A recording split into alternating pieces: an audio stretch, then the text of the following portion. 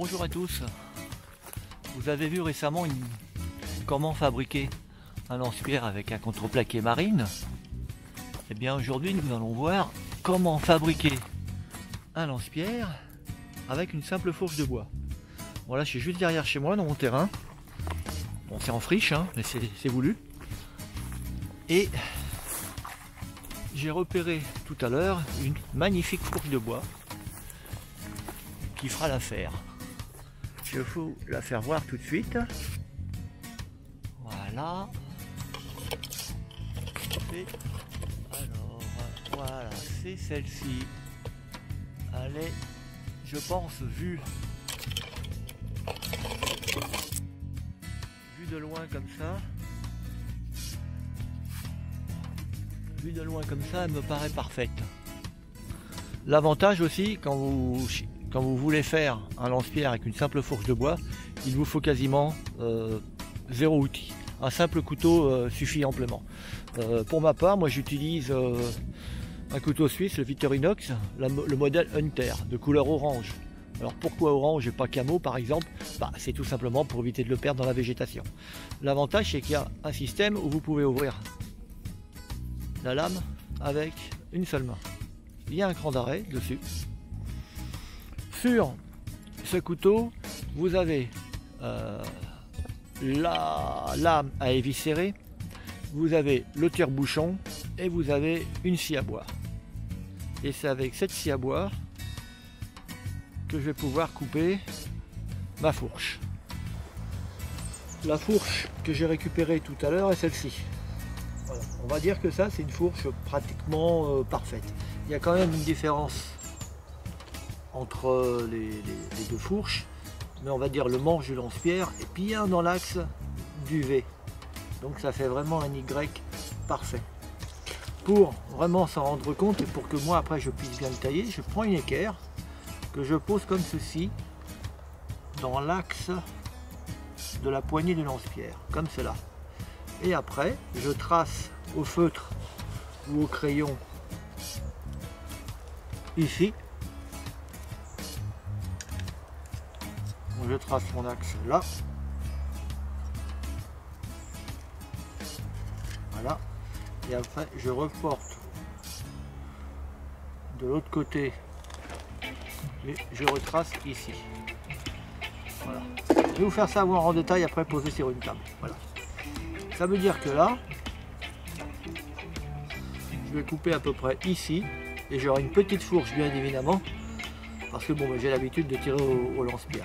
Si par contre, pour les débutants, je préconise de prendre une fourche assez large, comme celle-ci, que vous coupez à peu près à ce niveau-là. Pourquoi?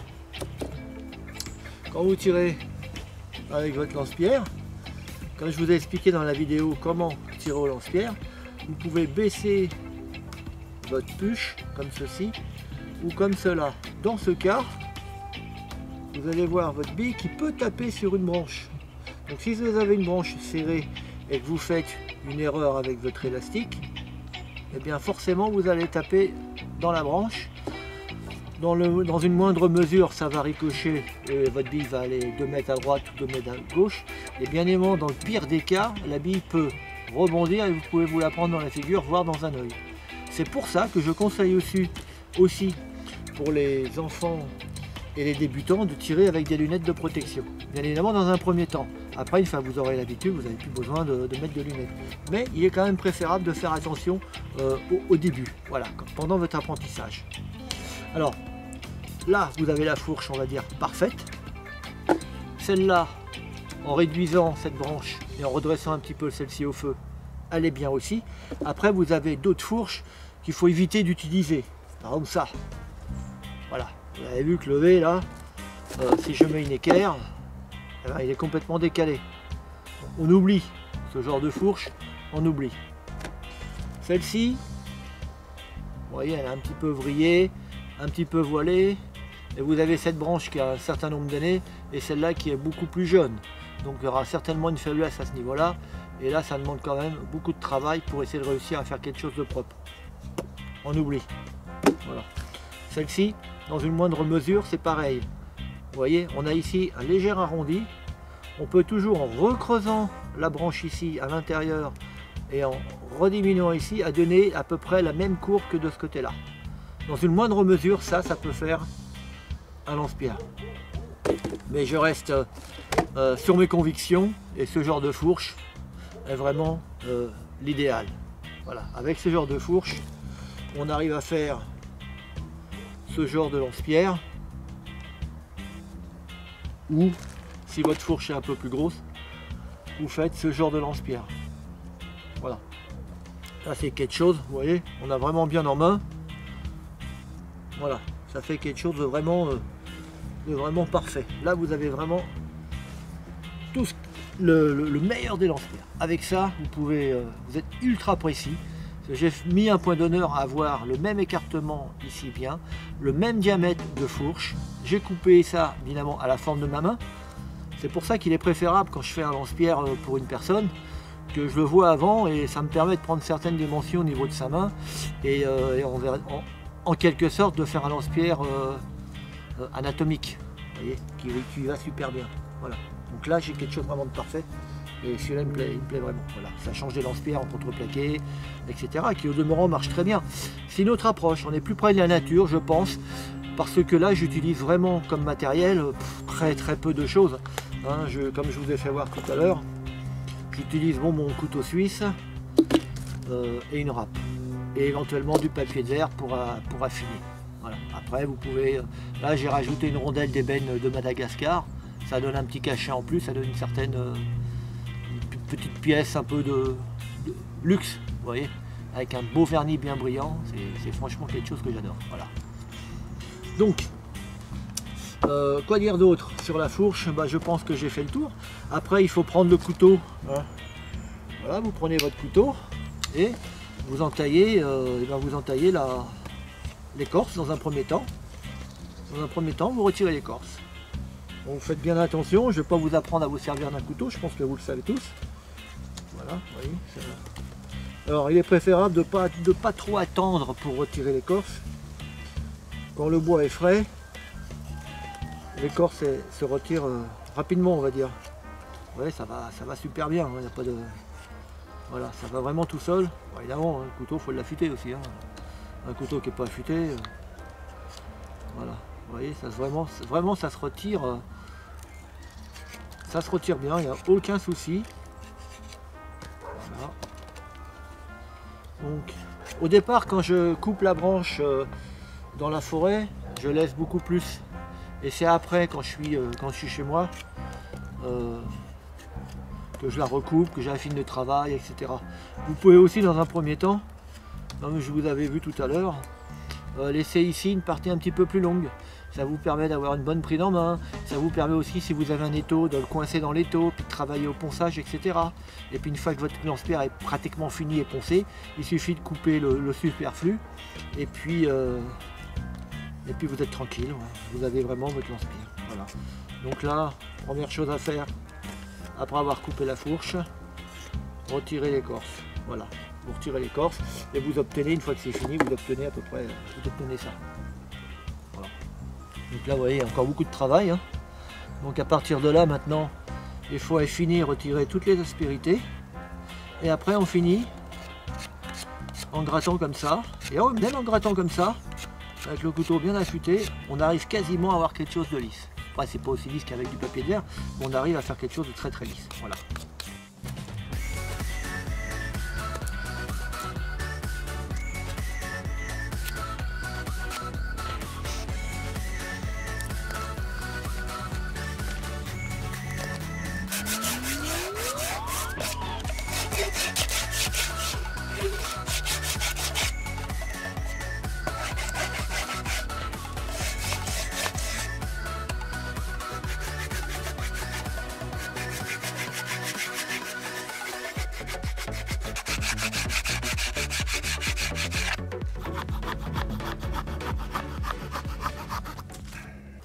Après, comment positionner un élastique sur un lance-pierre de fourche, en fourche en bois. Voilà. Et bien là, c'est pareil, on n'a pas les repères qu'on peut avoir sur un lance-pierre moderne ou fait en contreplaqué.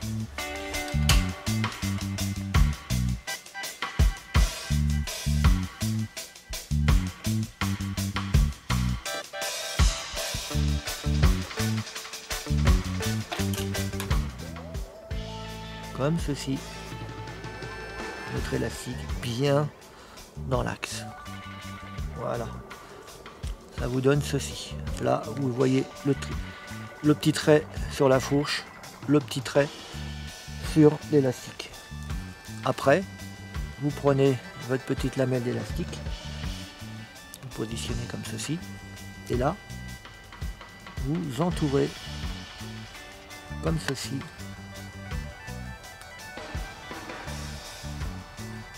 Voilà, vous passez une fois par-dessus, comme cela. Voilà.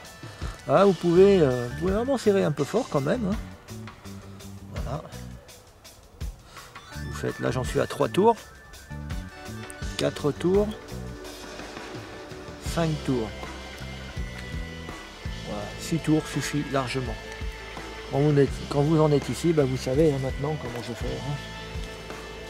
Voilà, vous prenez votre petit morceau de ficelle, que vous déposez comme ceci. Vous refaites 1, 2 tours, comme cela. Et après, le petit bout d'élastique que vous l'avez là, vous le passez dans votre boucle ici. Voilà, vous passez dans la boucle, pas simple à faire pour vous faire voir. Voilà. Là voilà, vous avez votre petite boucle, elle est passée. Votre élastique est passé dans la boucle. Et après, il suffit de tirer. Et voilà. Et là, vous pouvez voir, là ça tient à 2000%. Voilà. Quand vous tirez, naturellement, quand vous allez tirer, vous êtes dans l'axe. Et bien regardez votre élastique. Votre élastique reste dans l'axe de la fourche. Voilà. Donc il n'y a pas de raison, de ne pas être précis. Voilà ce que ça donne sur un lance-pierre fini. Voilà. Avec le petit bout d'ébène ici, là. Voilà. Peut-être des petits coups de chalumeau pour donner un petit peu de couleur. Et là, quand je le mets en position comme ceci, voilà. Là, je suis forcément bien. Voilà. Voilà. Pendant cette période de confinement, c'est toujours sympa de s'occuper dans son jardin, même à la maison. Hein. Vous allez chercher votre fourche dans la forêt et à la maison, dans la cuisine, vous salissez pas trop. Hein. Vous pouvez tailler au couteau, vous ramasser à l'éponge, etc. Madame ne vous en tiendra pas à rigueur. Bon, ben maintenant, nous allons passer à la démo.